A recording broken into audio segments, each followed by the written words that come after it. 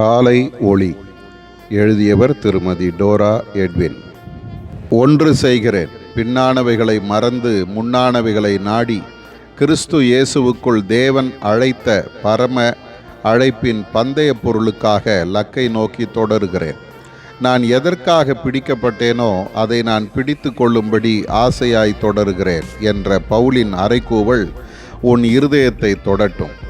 ஒன்று செய்கிறேன், உன் குறிக்கோள்தான் எது? ஆசையாய் தொடர்ந்து ஓடு. பந்தய பொருளை இழந்து விடாதே. மன உறுதி உனக்கு தேவைப்படுகிறது. உத்தம கிறிஸ்தவ வாழ்க்கை ஒரு கயிற்றின் மேல் நடப்பது போன்றது. விழிப்பும் மன உறுதியும் தேவைப்படுகின்றன. என்னுடைய உயிர்த்தெழுதலின் வல்லமையையும் பாடுகளின் ஐக்கியத்தையும் அறிந்து கொள்ளும்படி எல்லாவற்றையும் நஷ்டமென்று விட்டுவிடு, குப்பையுமாக எண்ணிக்கொள். பூரணமான ஒப்பு கொடுத்தலும் தீர்மானமும் தேவைப்படுகிறது. 2 எஜமான்களுக்கு ஊழியம் செய்ய முற்படாதே. உலக பொருளுக்கும் எனக்கும் உன்னால் ஊழியம் செய்ய முடியாது. சிலுவையை தயக்கமின்றி எடுத்துக்கொள்.